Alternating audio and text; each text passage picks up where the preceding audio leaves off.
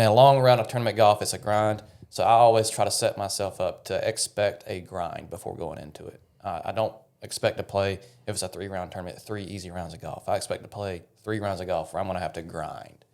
So I'm setting my expectations to anticipate having to work very hard. Now, Caleb, to the average listener, what does grind mean? Like when you say you're going to grind for 3 rounds, what does that mean? That means that 3 or 4 footer for par, or maybe even for bogey, it means just as much as the tee shot back there did. Okay. Every shot means a shot. I'm trying to save as many strokes as I possibly can. So every chip shot, every approach shot, it all means something. So part of that grind and that process for me, and something that I know I struggle with, is staying engaged in a round of golf. In the moment. For the entire round of golf. Yep. Right? Because when we're out there for a 6-hour round of golf in tournaments, it's easy to let your mind wander. So that's something that I work on. Is I try to, in tournament round of golf, be ready, switch it on, and be engaged in every shot I take. And I really don't want to pull the trigger unless I have fully engaged and thought my way through that shot. Before the tournament, I'm prepping myself to get ready to do that for however many rounds of golf that tournament is, which is obviously a mental taxing.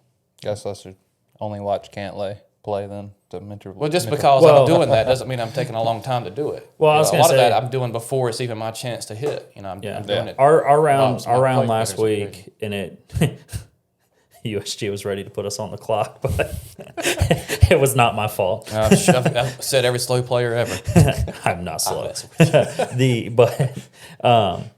It goes without saying though, like when it's your time to hit, like I was ready, but at the same time, like I really slowed myself down to make sure that I was fully prepared for that exact golf shot.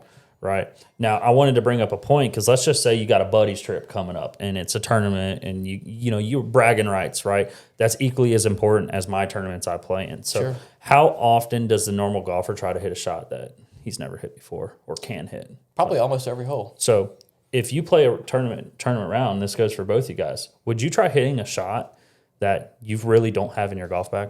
Absolutely not. Yeah. How often do you see a normal golfer do that? As I say, almost every hole. Almost every hole. Yeah. So, and that comes with why the best players in the world and why really good tournament players are as good as they are is they play within themselves. And what that means is essentially if you fade the ball 10 yards every single time, you should not try to draw the ball to a left pin location. Right. And majority, 90% of the other golfers in the world, the reason why they're high handicaps is because they think they can shape shots both ways. How many times do we get someone in the bay that says, oh, let me hit a cut real quick, let me hit a draw? And I'm like, you're a 14 handicap. You're just not going to do that. Or the push cut fade. Hey, sign me up for that, though. That's one of my favorites. What's your ball flight? I play a push cut fade. Well, how often do you hear someone say, I play it straight? Yeah. Almost never.